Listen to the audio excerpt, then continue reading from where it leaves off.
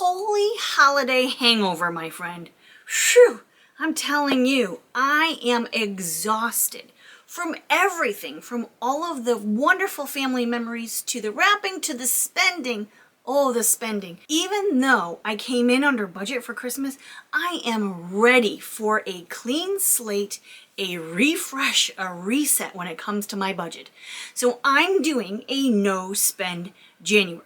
That's right, the entire month, no spending. I've got 5 rules and 5 steps that I want to share with you today. Okay, rule number 1, define essentials. Everybody has a different interpretation of what essentials mean.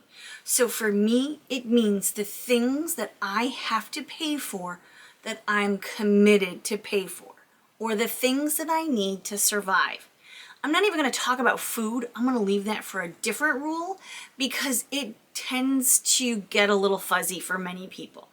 I'm talking about the credit card bills, the electric bill, your home payment, whatever those things are that you've committed to pay for because you've borrowed the money already, or you need them for survival, like say heat and a roof over your head. Consider things like deodorant. What happens if you run out of deodorant? Is deodorant an essential for you? For most people, it's an essential. And I assume that the people living with you would also think that deodorant is an essential for you. So let's go back to food for a second, because this is kind of a big one.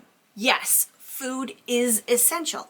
However, how much food and at what point is food essential? Going out to Applebee's on Friday night is not necessarily essential. You do need food to eat, but you don't need to eat it at Applebee's. You also may find that going grocery shopping this week may not be essential. You might find that you have enough leftovers in your refrigerator from the holiday season that you don't need to go to the grocery store and spend more money on food. And number 2, identify the non-essential spendings, the discretionary spending, the spending that you're doing just because, the spending that you're doing for entertainment purposes.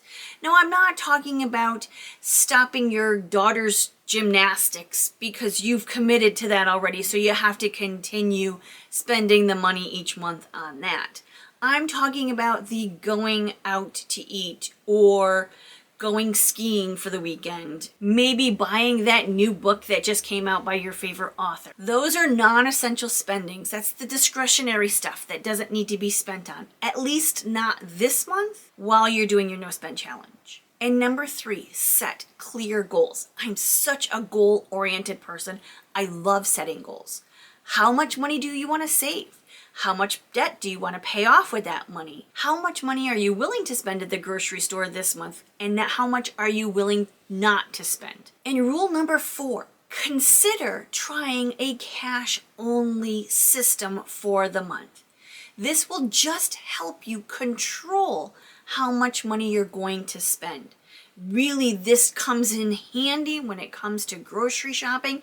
If you only have $50 for a month, you have that $50 bill, you can see how much money you have to spend and how much money you don't have to spend. Spending cash hits differently. When you're using a cash-only system, put aside a small contingency fund. A contingency fund is for those of us who cannot control spending money on a good deal. If you see boxes of pasta for 50 cents a piece, that's a really good deal if you guys eat a lot of pasta.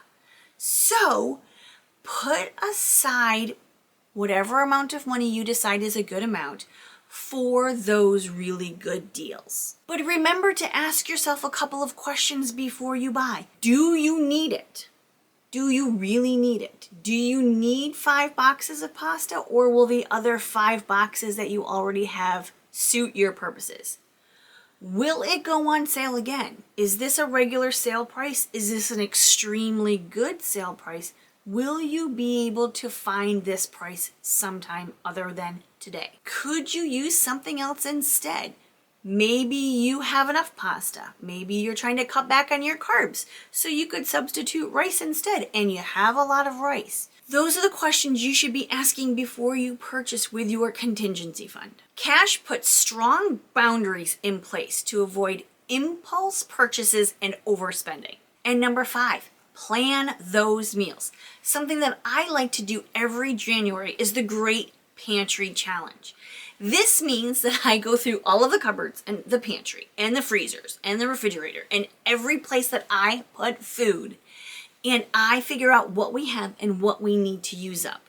This way, I don't spend any money at the grocery stores. I do normally give myself a small budget to spend at the grocery stores for perishables, cheese, yogurts, milk. That way I can use up and not let things go to waste.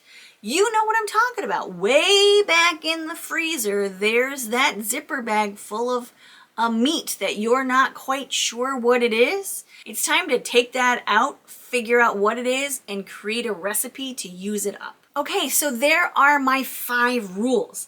Here are my 5 steps to success when I'm doing a no-spend challenge. Number 1, prepare in advance. Have a plan. Know how I'm going to deal with things that come up and how I'm going to spend my money, or how I'm not going to spend my money. Having a plan in place is the key to success to a no-spend challenge. Number 2, communicate with family and friends. Let everybody know what's going on. Let your family know that we are doing a no-spend challenge for the whole month and that we are going to see how much money that we can sock away into our savings. Tell your friends what's going on. Fill them in on your challenge, and maybe they can be helpful or offer some assistance so you don't have to meet them for happy hour on Friday night. And number 3, don't forget to create your budget, whether it be this downloadable free printable version linked below or an app online. It doesn't matter. You can even use the back of an envelope. Just create a budget. It's so important to tell your money where you're going. Specifically for this time, this no spend challenge, you need to keep track and let your money know where you want it to be spent instead of letting it do exactly what it wants to do. And number 4, stay busy.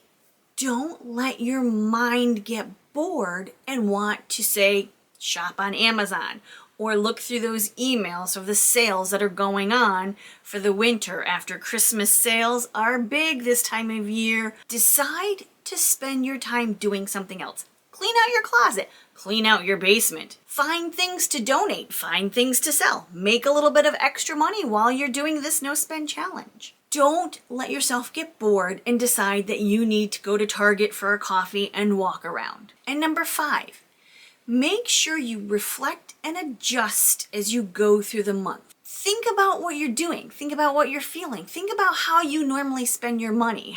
What are your spending habits usually? When are you most susceptible to spending money? Is it when you're bored? Is it when you're feeling depressed or down? Is it when you're feeling demotivated to get your finances in order? So you make yourself feel better by going shopping. How do you normally deal with your emotions when it comes to spending money? I've had some really fantastic success over the last years doing a no spend January. For me, it's psychological. It's a cleanse.